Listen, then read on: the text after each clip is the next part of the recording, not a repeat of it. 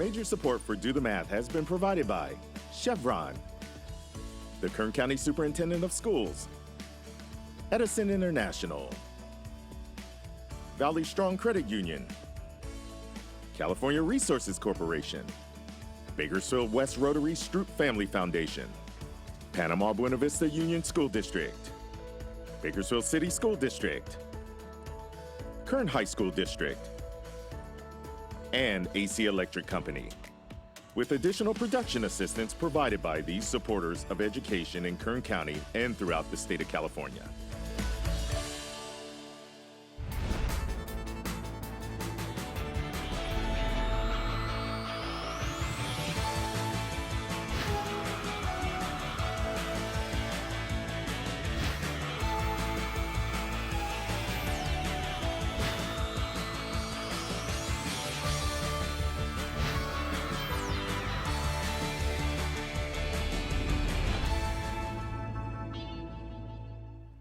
Well, good afternoon and welcome to Do the Math. I'm Michael. And I'm Cole. And in studio with us, we have a student guest, Jordan. And Jordan, if somebody wanted to get a hold of us at Do the Math, what would they need to do? For math help, call in Bakersfield 636-4375, toll free 1-866-636-6284. Email dothemath@kern.org. We're online at dothemathonline.net. And social media, Facebook, Instagram, Twitter, and YouTube. All right, so there's a lot of ways to get a hold of us here at Do the Math, and we are available on Tuesdays and Wednesdays throughout most of the school year. You can phone us between 3:30 and 5:30, and obviously the show is live from 4 to 5. So if there's a problem that you would like help with, simply give us a call, and if you'd like to see it worked out, let the phone tutors know that, and we'll try to get on your phone call as soon as we can. Now, all that social media stuff, do you have all that stuff? No, not right now. Neither do I. You know, that's a lot of stuff to have out there, right? How is, now you were in 7th grade this year. Yes, I am. How's it going? Good, very good. What's so good about it? It's just pretty easy on learning. It's just been easy this year. Okay, so it's been pretty easy so far? Yeah. And you enjoy all the things? Yes, I enjoy it. Do you like the online learning? Yeah, I actually think it's better than going to school. Oh, okay. Well, good. Well, that's a positive thing right there, right? Mm-hmm. Well, you know what? You're working on percents right now, correct? Yes. All right, we're going to do a quick percent problem right now. And as you work on it with Cole, kind of explain to him what you're doing. Okay. All right, so go ahead on over to the board. We'll take a look at the first one together. The first one is 20%. So you can go ahead and write anything down that you need to. So 20% of 120 is what number? 20%. So 20% of 120 is what number? So explain to Cole how you're setting this up and what you're doing. Okay, I am setting this up as two fractions, which I times, and then I have to write 100 over x, and then and I like doing the butterfly method, which I times both of these. So can I ask for some clarity though? So why did we put 100 over here on the bottom of the right one? What made you think that 100 was the number to put there? Because 20% of 100, because 100% is always it's always the first percent that you always get, because 100% starts as all the percents. Yeah, and it's probably because it's the whole, right? Yes, it's a whole number of 100, which is 20. Okay, and continue. I was just curious where you got the 100 from. Okay, thank you. Mm-hmm. And then I put 120x over 100, and I like doing 100x, and then I times it again, but I have to put it over 100, because if I want to get rid of this x, I have to times 100 over divide 100 over 100 to leave the x by itself so I could get the answer. Then I have to do the same thing on the other side as 100. Then I have to times 20, 120 times 20. Go to do that. And here, I'm going to move that board for you a little bit, Jordan, so you've got some room there. Okay. There you go. Okay, then I will get all zeros, but then when I do it the other time, I got to put a 0. 0, 4. Get 2,400. Then I put it over here. Then I have to divide 2,400 divided by 100 so I could get the answer for x. Then I do 200. I think you need to put another 0 on your 240 there. Oh, yes. There you go. And I will do it 2,000 times, which would be 20, then minus, so I get 0, 0, 4, 0. Then I would be left with 400, and I do it 4 times.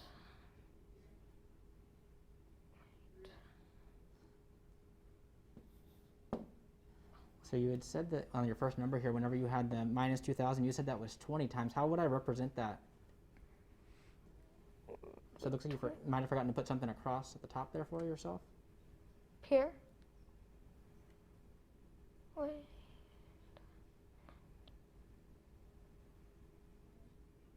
So you've got everything done correctly so far, right? You know what you're doing. Yes. Where would you put the 2? So 100 times, you said 100 times 20, right, was 2,000? Yes. Mm-hmm. So where would the 2 go? The 2 would go right here. There you go. And then you already subtracted. Yes. So now you know 100 goes into 400 how many times? 4 There you go. And where's the 4 go? over here. Then I get 24. So what does that tell us? Tells us that x equals 24.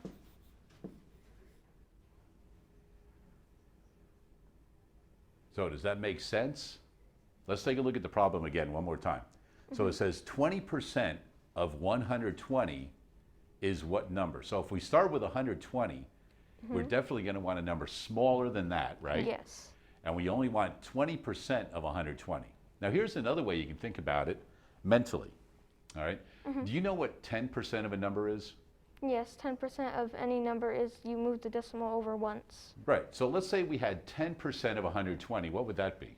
10% of 120 is 12. Right, and if we want 20%, all we have to do is double the 12, and what do we double 12 to get? When we double 12, what do we get? When we double 12, we will get 24. There you go. So, so Yes. that's another way that you can kind of look at it and go, yeah, you know what, it makes sense and I've got Yes. it. So nicely done. That's your first problem. Well done on that, young man. 636-4357 is the phone number. We do have phone tutors available until 5:30 this afternoon. Time now for today's Math in the News.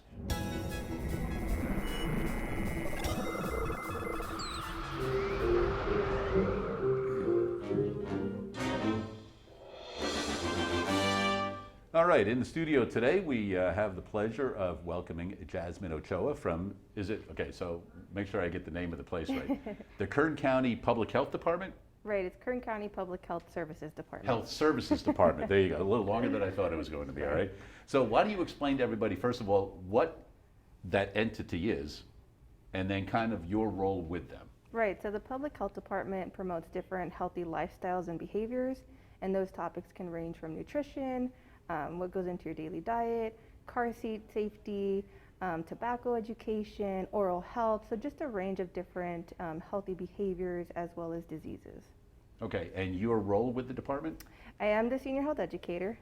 My primary role is a tobacco coordinator, and right now I'm working with COVID-19, so I'm the school and daycare liaison. Okay, so there's a lot of people who want to know what you know, right? Right. So students are aware that, you know, COVID has been going on for about a half a year now. What do we know now that we didn't 6 months ago?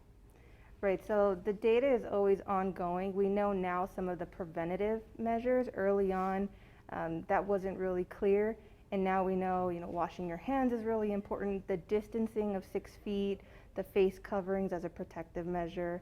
We know all of that as the months started to go by and the infectious rates among different populations. Okay, and you said that you guys did a lot of stuff with schools and education and things like that. What are some of the things that you guys would typically do? Like if this was a normal school year, where would the public see you guys involved in education? Well, I work directly with the school, so they'll call me and they'll ask about the guidance that comes out from CDPH.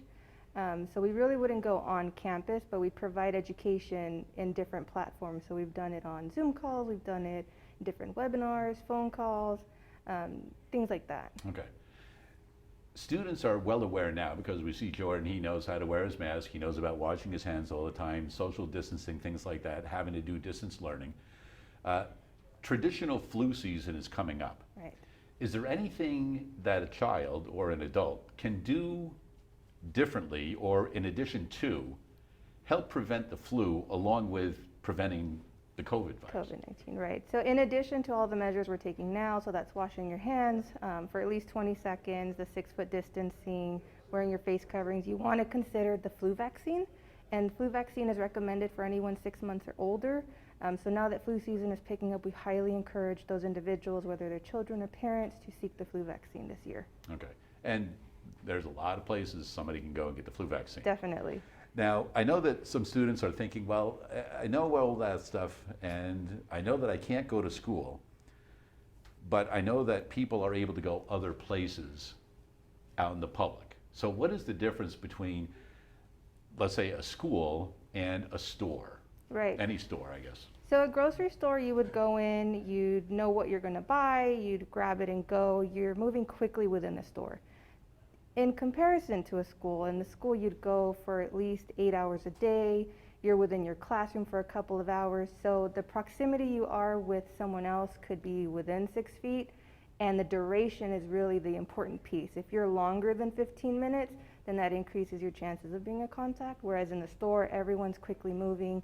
So it's not as likely that you would be within 6 feet longer than 15 minutes to someone. Okay, so there, I wasn't aware of the time thing, you know, like the 15 minutes is kind of a key there, right? Right, that's the definition of a contact. Okay. Well, that's good to know. So a quarter of an hour, you need to be moving and doing something else and going someplace else and things like that. Is there anything else that you would like the public to know, students or adults, that the department provides services? So the department in general, we have a lot of information on our public health page, especially as it relates to COVID-19. And a lot of our links are to the CDPH website. There are a lot of toolkits, especially for parents right now during these uncertain times, how to talk to your children, how to maintain healthy behaviors, maintain schedules, and how to understand the cues with the child so that they can understand what's really going on with COVID-19. Because I was going to say, that's another thing, the social and emotional needs of the children also. So are there things that your department provides also in that area? Yeah, we do education. I am the school liaison, so if any parent were to call and ask for Jasmine Ochoa, I'd provide that education. But as far as going out, we don't really go out right now in the community. Right. It's not really encouraged. But we do have those toolkits available, and the parental toolkit is extremely helpful for some of the parents that are still navigating through COVID, not really sure how to address it with their kids, how to talk to their kids about it, and we kind of discuss those things with them. Good, so those services are available, and the website that they can kind of go to start everything off with again is? KernPublicHealth.com. KernPublicHealth.com. Yes. All right, you know what, we certainly do appreciate you taking some time to come visit us today, educate us a little bit more with traditional flu season coming up and us continuing to deal with COVID-19 and remembering all of those little things that we've been doing for so long now, and to kind of just make those a habit so that we continue doing those. And then just that important point, that quarter hour, that one is one thing I didn't know right there, so thank you on that. That is today's Math in the News. We do have phone tutors available until 5:30 this afternoon. In studio we have Jordan, and we're going to do a little bit more with percents right now. So young man, are you ready to get moving? Yes. All right, head on over to the board. You guys can go ahead and clear that board, and I'll get the next problem ready for you.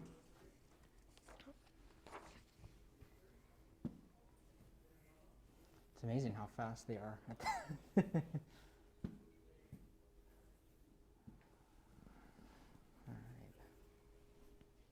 job. All right, so here we go. Gregory predicts that 310 people will attend the spring play. So I don't know if you want to write 310 up there. Just anything that you think you may need, we'll go ahead and put it up there. There was an actual number of 220 people who attended the spring play. So they predicted 310 people would show up, and 220 actually did show up. So we want to know, what is the percent error round to the nearest whole percent? Round to the All right, so I'll let you and Cole go ahead and work on that. Okay.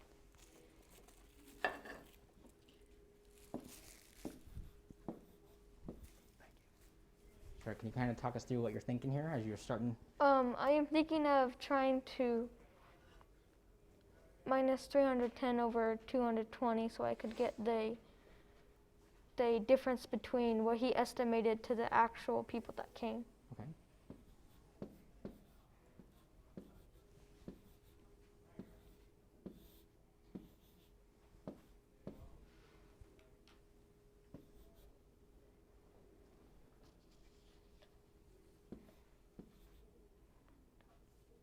And so I get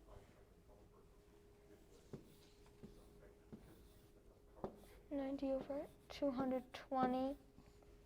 I get 90 over 220 because I have to find the difference between these two, and I have to put it over the original number.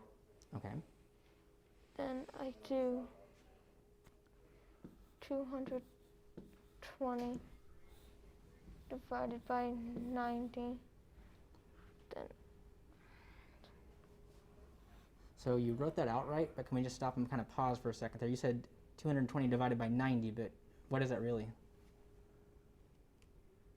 Isn't that actually 90 divided by 2? oh Yeah, yes, okay. 90 divided by Mhm, 2. okay. I have to put a decimal point because 90 is less than 220. Then I do 220. So I will get 88, 0, and then minus that. All right, let me move that board for you a little bit. And once again, how did you get the 880?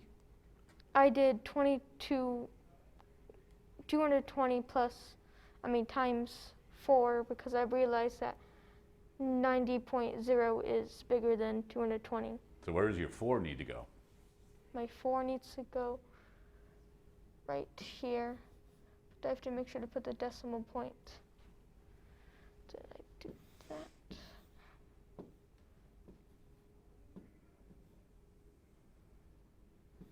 And I get 20.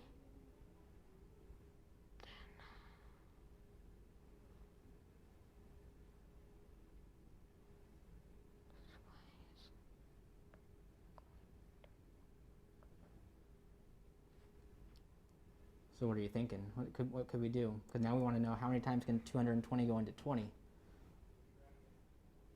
20. We have to add another 0 again. That's still too small, so we have to add another 0. Okay, and so I see you adding zeros down below the line. Should we be adding something maybe to that original? Oh, yes. Should be adding more zeros, but then.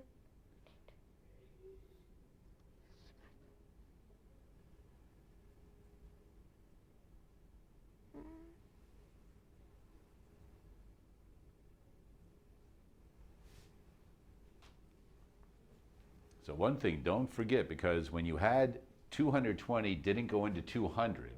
So if it doesn't go into 200, what should go at the top? Didn't go to 200. Right? It won't go in there at all, right? No. So you put a 0 on there, so you Oh, also, yes. there you go. Now you can go ahead and do 220 into 2,000. There you go, just work it off on the side. Yes.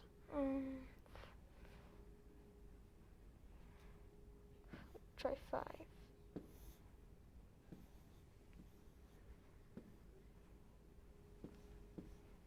Still too small.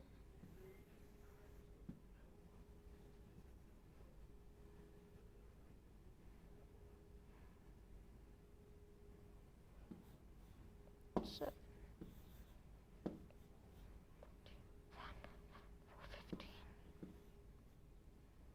15, and I will just add 220. Can I move it again for you a little bit there? Yes, please. Thank you. 6, 7, 6.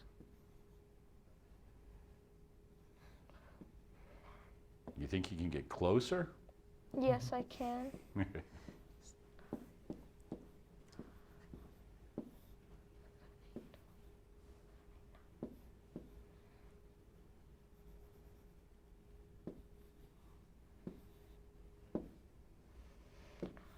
do 1, 9. Let's write that down. Then I got a question for you because my mind is just going off. So I saw that you started by multiplying by 7, and then all of a sudden you started adding 220 a couple times. Yes, because if I were to erase it, it would take longer. But as I add 220, it would be the same as multiplying it by 9. Then I would get the same because as you go up, you're just adding 220 as many times. So I would just, if I would do this, it would be way harder though. 220 plus 220, 9 times. But it's easier just to do whatever number I'm close to. And then I just like to add, but I didn't know it was going to get this big. Mm-hmm. Yeah, no, it's a great strategy. I think that will save a lot of time too.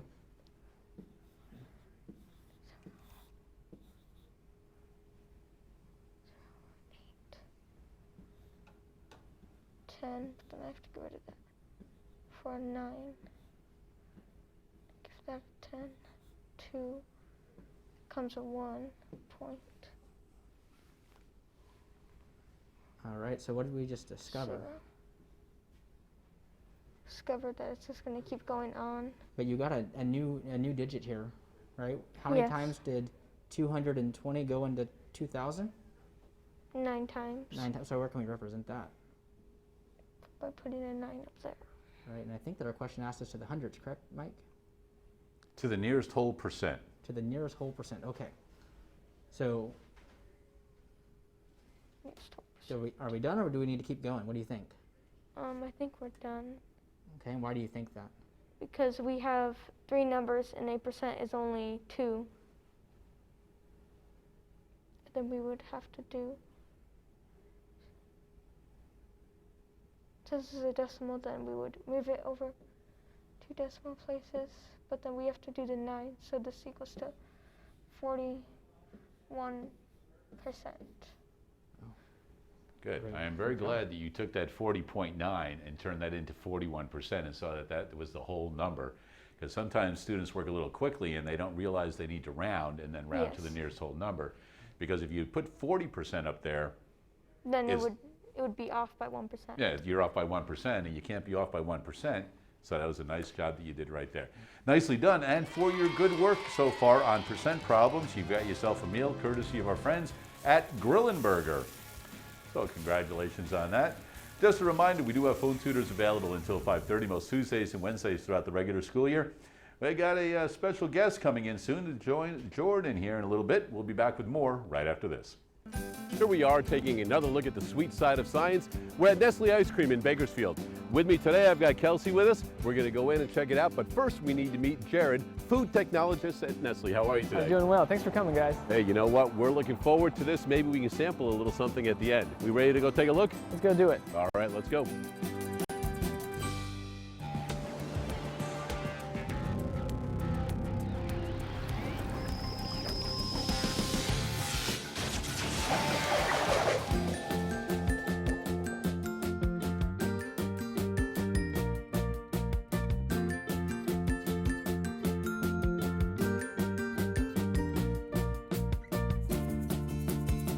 Today we're in Bakersfield. We're at the Nestle plant, and today we've got Jared with us. And Jared, what is your title here at Nestle? I'm a food technologist for Nestle Drivers Ice Cream. So you're a food technologist. That's right. What exactly does that mean? Because some students are going, all right, you work at Nestle, what does a food technologist do? Sure. Well, I guess you could say that we handle the science behind the food. So food scientist, that was my degree. So what we do here is we develop and industrialize, meaning we scale up to big production levels of all of our ice cream flavors. So you get to come up with different items and different things and right. see how they turn out. That's right. All right. Well, with us this afternoon also, we've got our student co-host, Kelsey. So what will we be doing today? So today we're going to get to see some new mixes being made. We're in our test facility. We'll see it go through the process from start to finish. And on the other side here, we'll get to see some mix being frozen into pints, so finished ice cream. All right, so the first thing we have to do is get the mix, right? That's right. Let's head over and see the mix. Okay.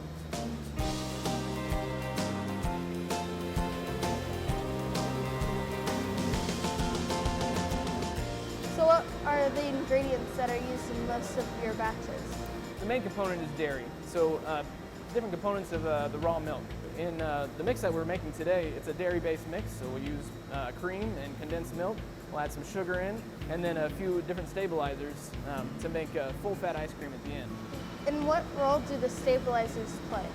Components of fat and water that don't like to be together, so that those stabilizers kind of surround the different components along with the emulsifiers to keep it stabilized. The stabilizers give it more body and texture. What is the next step in the process? So after the mix is actually batched, Okay. we'll send it to a homogenizer and then through a HTST pasteurizer. All right, we ready to move to the next step? Let's do it. All right.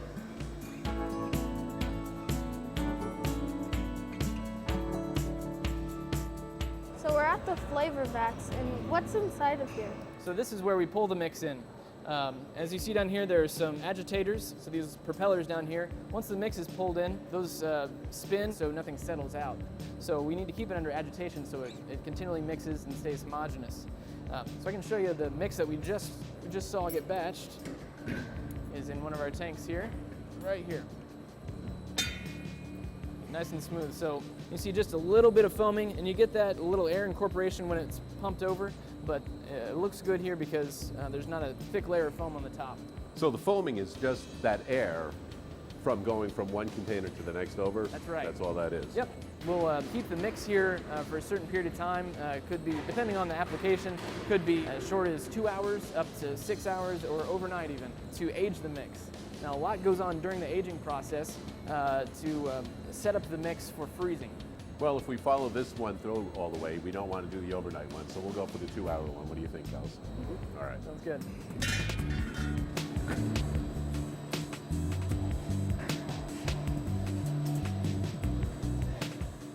Now we get to the good part where we start adding flavors to it, correct? That's right, yep.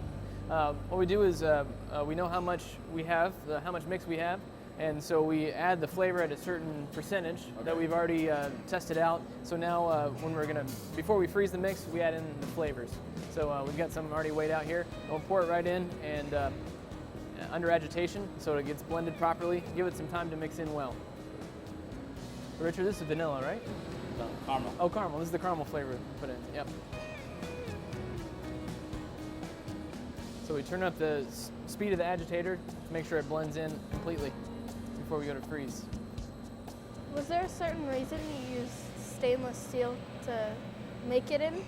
The reason why we use the stainless steel is mainly around hygiene, so cleanliness. Stainless steel, of course, doesn't rust, so we can use water and liquid products in there and it doesn't deteriorate the stainless steel. And we can use some surface cleaners on the stainless steel and sanitizers that may deteriorate some other types of metals.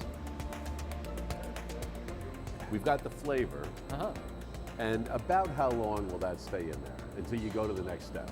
So as long as the flavor's been blended properly, we can immediately start to draw it for freezing. All right, so we've added the flavor. We ready to go? Let's go. All right.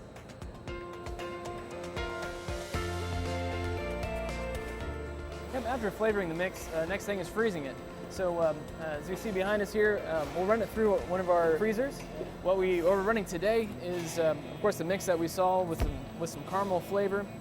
We've got a caramel syrup that goes into it, and then some chocolate-covered cone pieces added at the fruit feeder. The way it gets from the freezer down to the end here where we fill, a lot of processes go on. The first thing we do is actually freeze that mix. We want to send it through this freezer where we use ammonia to freeze the barrel. And there's a long barrel that we fill that mix into, and there's some ammonia that's enrobed on that barrel, and as it draws heat from that mix and evaporates off, and that's how we drop the temperature. So on the inside we have what's called a dasher. It's a blade. There could be 2 or 3 blades that rotate around the barrel and scrape off all the mix that's been frozen to the side and the little tiny ice crystals. That just keeps going and going and going until we get the amount frozen that we need.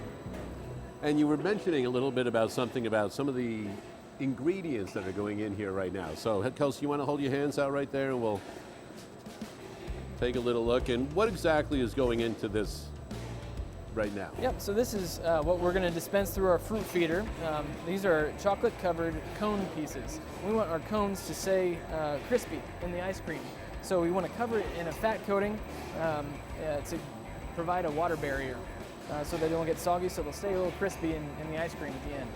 All right, so we've got everything going on in back of us, freezing, and then As it's coming out, finished product right here. If this were to get produced at a larger scale, say our factory here in Bakersfield or one of our other facilities across the nation, this would be an automated system. So it would look very similar coming out, but it would be automated on a table or a belt and rotate through, and it would be a lot faster than what we're seeing here.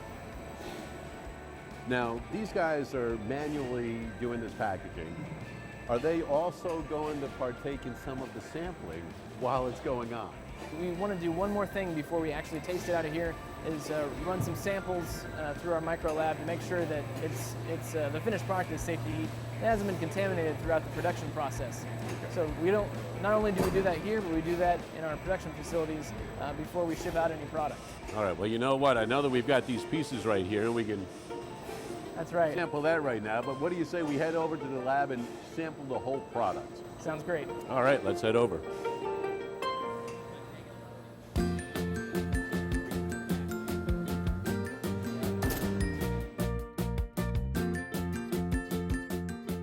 We'll taste some of the product and make sure that it's up to our quality standards.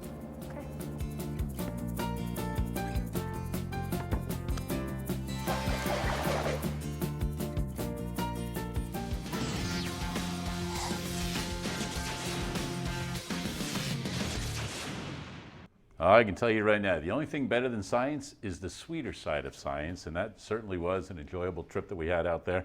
Always love to learn something new, and when we can sample product, even better. Anyway, in studio we have Cole. Cole is working today with us. We've got Jordan in studio. Speaking of science, once again, we have our friends from Science for Kern.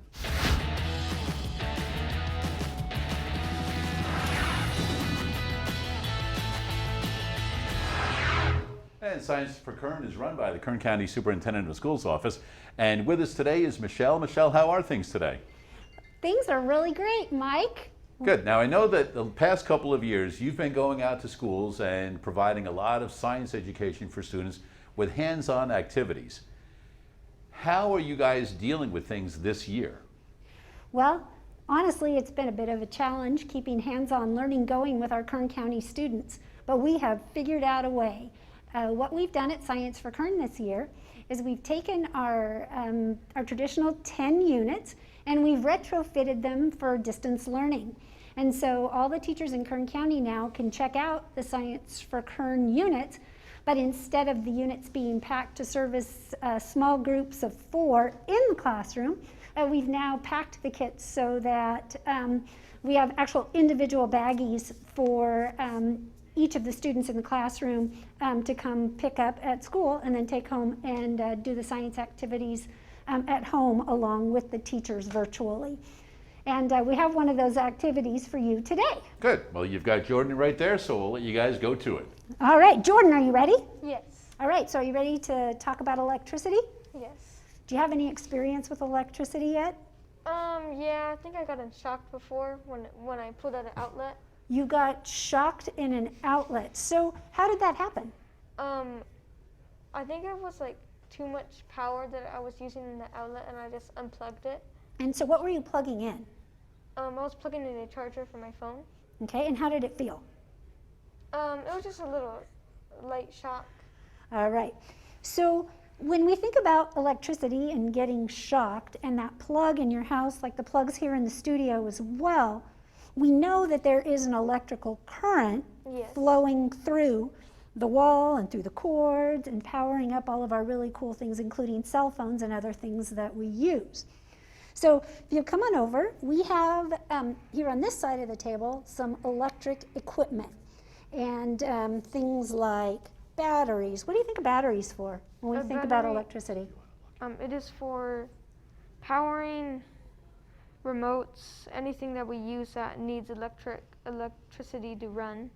Okay, awesome. Great word there. So power, right? Yes, power. Can we call that our power source? Yes, we could call it our power source. Okay, and so we have some things here that could be powered by electricity, right? Got some Yes. light bulbs, got a fan, got a buzzer, and then we have these. What are we going to call those? connection outlets, maybe? Excellent. We'll call them connectors. So if I was to ask you to take the power source, which is just a Yes. regular old battery, Yes. right? And one light bulb and a couple of connectors, could you make the light bulb light up? Yes. Give it a try.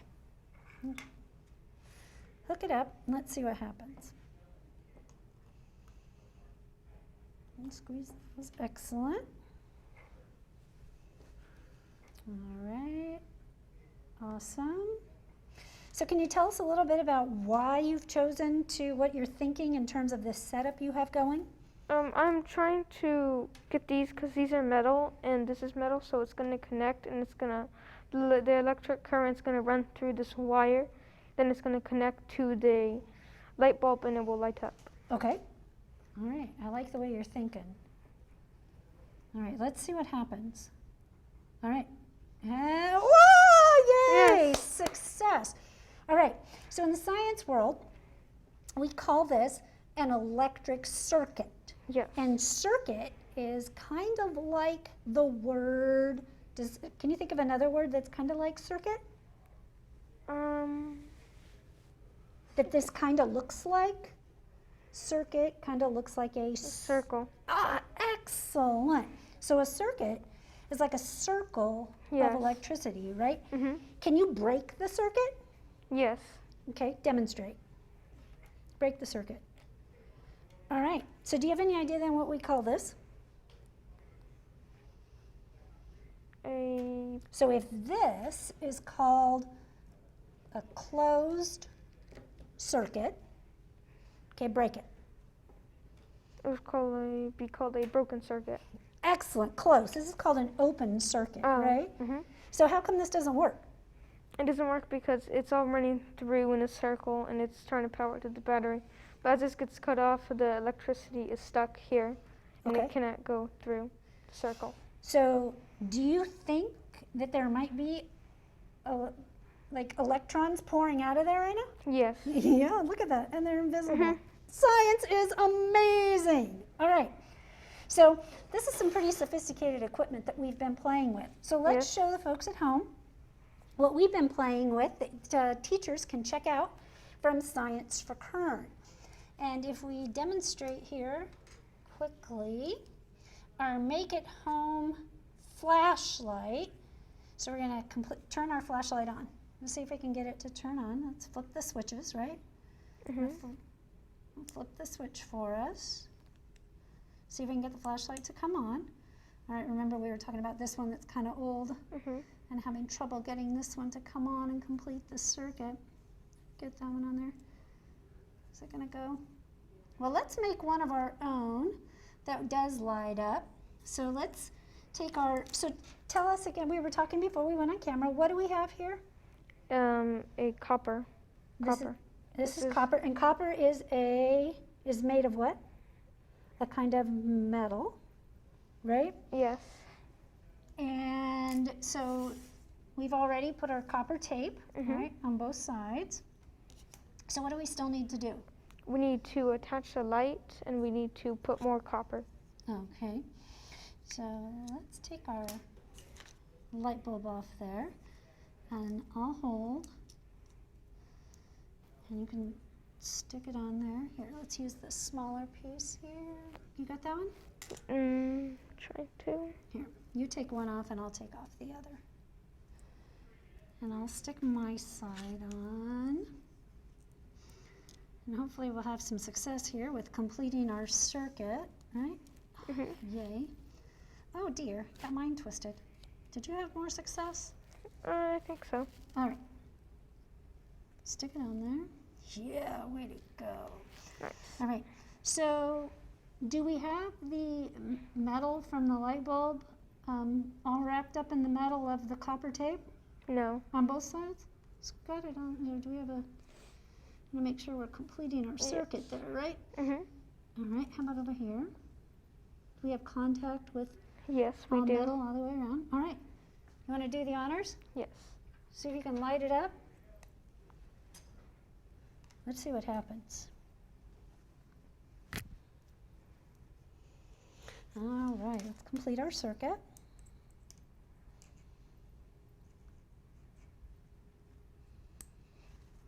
Is it gonna go? Almost there. Here, let's try it this way. Our light bulb may have not. All right, let's see if we can get it to go. We're gonna go here, Mr. Light Bulb? No, the bulb doesn't want to work. Well, doesn't that figure? We had it turning on before we went on camera. So what do you suppose we should do to troubleshoot? We need to get maybe a new light. A new light bulb? Maybe it's our light bulb that's not working today on camera. So what do you think we should try that might get our light bulb to go? What should we try next? Should we see? Let's see. Did it go? No. Here. You pinch that way. Is it gonna go? No. All right. And do you see another light bulb on the table here? Oh. But we can say it was working before Yes, we it went was on working. camera. It was. See, So- and we know that light bulbs don't last forever, and probably right before you guys went on air and you did it, Yes. that was Yes. the last one it was going to do. So you All never right. can Oh, tell. Oh, there it goes. Oh, look at it. So tell us about why it's working. Woo! So what do we do? We flipped this the other way. We flip the battery. Is that what we did? Yes. Yay! And so tell us Yes. a little bit then about what's going on there with our circuit. Well, the battery is getting charged by this, and it's running through the copper, and it goes to the metal in here, and then it goes to produce a light. And we have success. You saved the day, Jordan. And back at you, Mike. There you go, nicely done. Now, sometimes people say in science, well, you had a lot of failures. Well, they weren't failures, they were steps to get to success right there. So it took a couple of steps, and you guys worked together, you did that.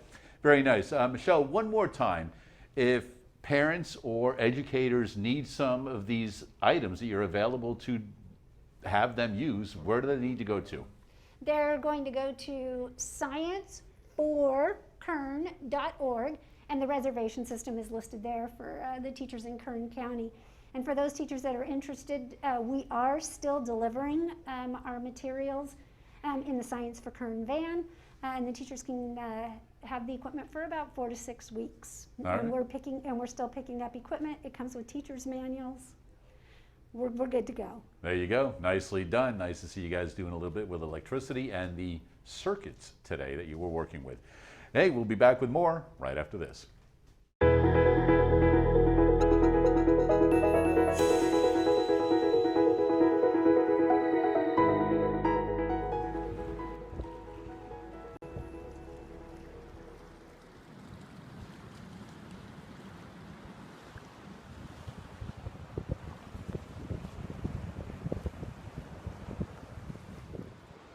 Hey Camp Keepers, this is Oak from By the Sea, and I'm here with Mrs. Elizabeth from Keep Ocean. We're here at Carolina Cove at a super low tide, so we're going to show you some stuff that we found. So pause the video and see how many different living things you can spot.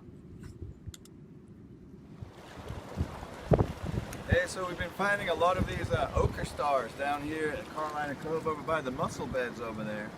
And they made an amazing comeback. They had their own pandemic a few years ago, almost got wiped out. But these are back from the sea star wasting disease.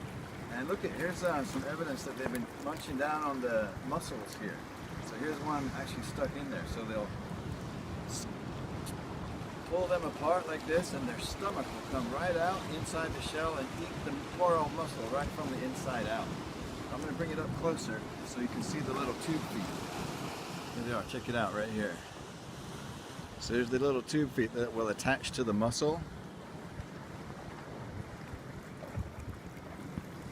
Pull that shell apart like this. Oh, there's there's two in there. So the stomach will come out from right here into the mussel shell and digest it while it's inside its own shell. What a way to go. There There are thousands and thousands of mussels here exposed at low tide in this mussel bed. They are an ochre star's favorite food. So here we can see all these empty mussel shells of mussels that have been eaten by an ochre star.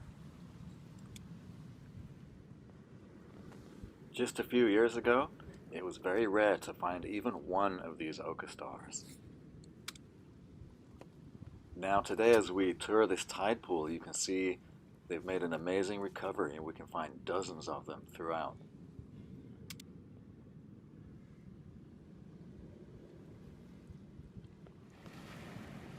As we finish up our tour, pause the video at any time and practice your observation skills. How many living things can you spot?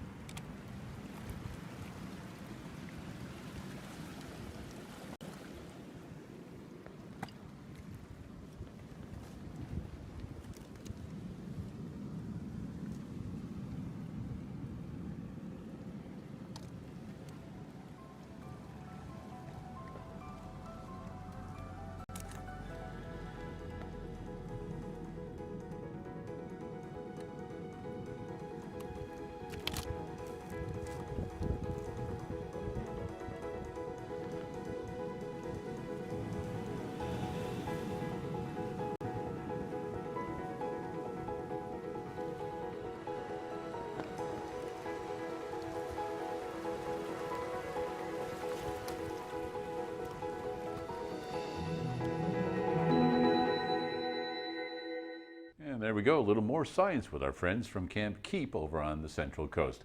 We do have phone tutors available until 5:30 this afternoon. In studio with us, we have Jordan, a student at Norris Middle School, and working on percents. You ready to do some more? Yes. Let's go to it, young man. So the first one we have is 8 is what percent of 64? So 8 is what percent of 64? So once again, explain to Cole what you're doing and why you're doing it.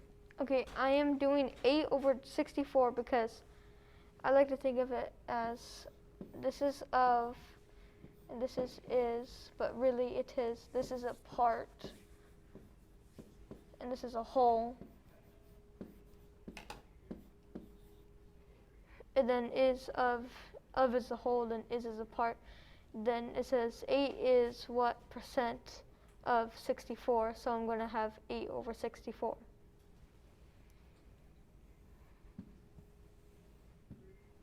Then I have to do times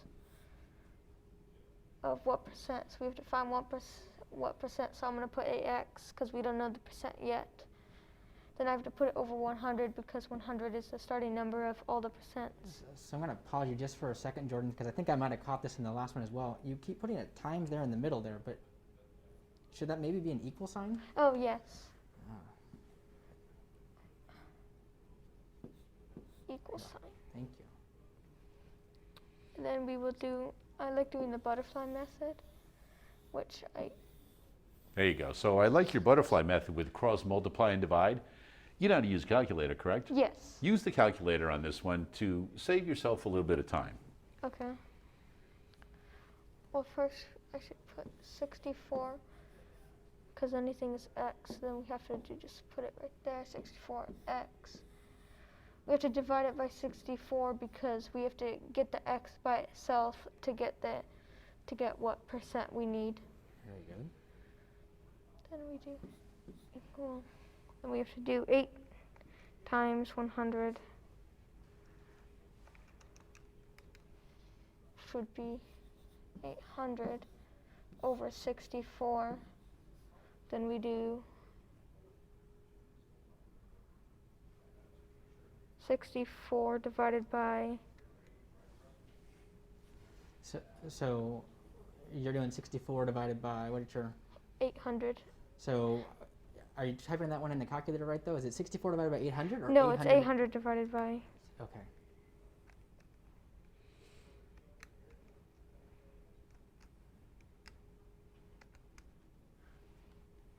And then I got 12.5. Okay, so what does that tell us? We got 12 and 5/10. That tells us that the percent is going to be 12, but since we have a 0.5, we need to round.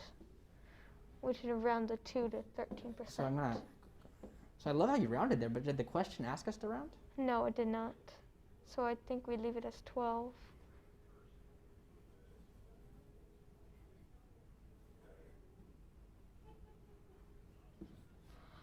12%. So I see you still have a number that's different than what you solved for. So why are we now at 12%?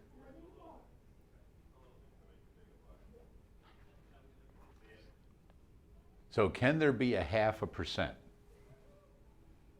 Yes. Okay, so 12.5 is a possible Yes. number, right? Yes, 12.5%. There you go. Good. So 12.5% is the answer for that one. We've got 8 is 12.5% of 64. And one way you can think about that is think of a quarter of 64, right, is 16. Yes. That's 25%. So 16 is 25%. 8 is half of 16, so half of 25 is 12.5. Yes. So there's ways as you start working with percents that you'll be able to do a little mental math as well. Yes. All right? All right. It seems like you've got a pretty good grasp on this, and I'm going to give you 5 minutes to work on this next problem. Okay. Erase the board, young man. Here comes your challenge for the day.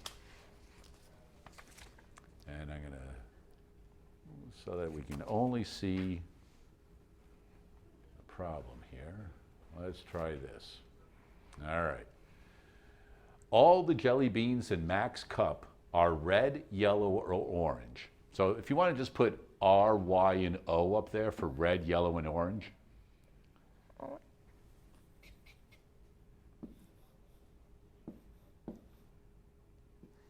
Like the Oh, I'm sorry, I meant the letter R. Sorry. Right, I got an R. So the letters R, Y, and O. O. All right. Now we know 5 are red 5 are red, and 7 are orange. 7 orange.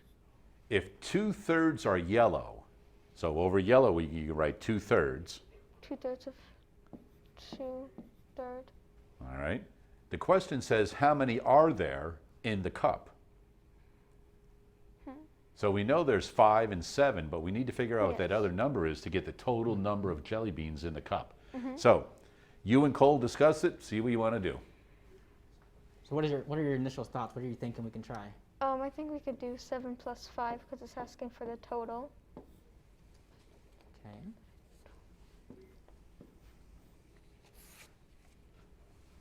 Then 2/3, I think we could turn that into a decimal form. So I want to kind of stop and let's think about this for a second.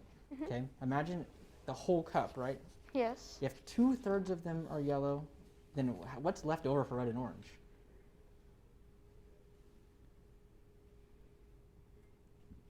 If I'm going to fill that whole cup.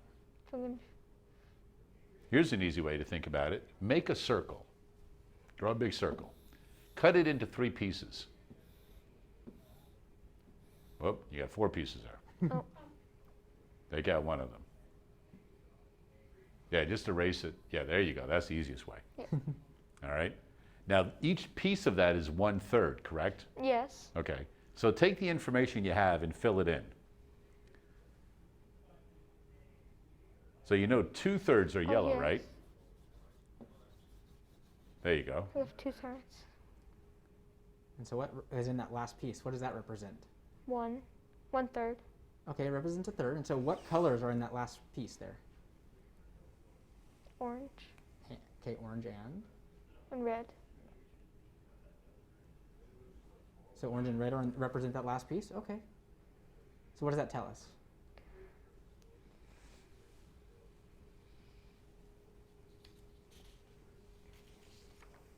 This tells us this is probably a bigger number than both of these. Okay, and what made you think that? Because 2/3 of it is filled by yellow, but these are just left with the 1. And then they share the same number, which is 12. They'll be put 12 in here because, and then this is 2/3 of the entire jelly bean jar, so then this is going to be more than both of those combined. Okay, and how much more do you think it's going to be? It's going to be two-thirds more. Wait, no.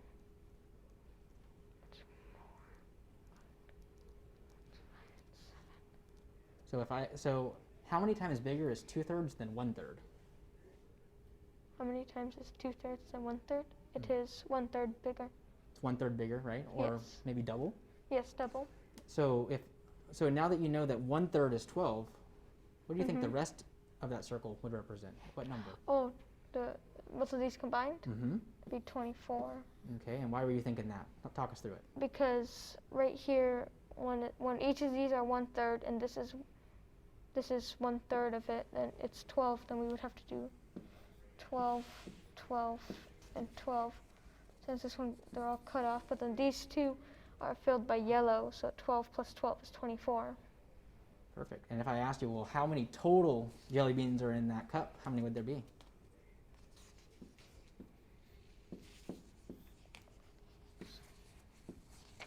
$36. Very good. All right, you job. guys ready for one more? That's right. Yes. This is going to be a quick one right here. You've got 2 minutes left. All right. What is 60% of 52? 60. So 60% of 52. 60% of 52. 52. Put an X right here. There you go. You've got it all set up, and you've got a calculator, so clear it out, and that'll help you do things a little quicker also.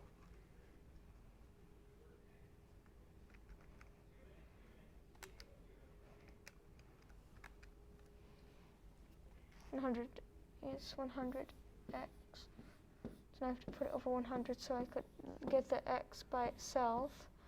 Cross cancels. Then I have to do 100 at the bottom. So I have to do it for both of the same side. I got 3,120. Can you quickly remind us how you got that real quick? I got that by the butterfly method by timesing 60 by 52 and x by 100. Perfect. Thank you. Beautiful. Then to do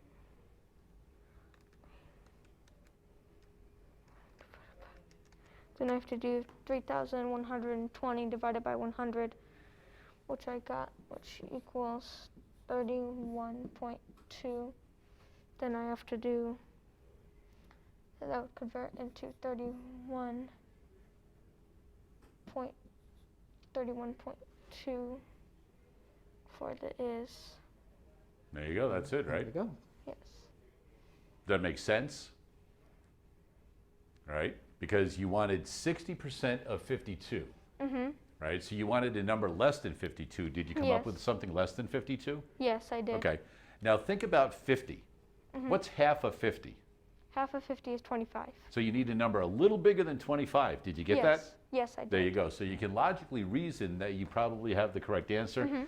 You can check it a couple of times, but you've got the right answer there. Jordan, nicely done. You did some great work today. The most important question, did you have fun today? Yes, I did. Good. And did you learn a little something? Yes, I did. Excellent. And you can do the same. Until we meet again, continue to do the math.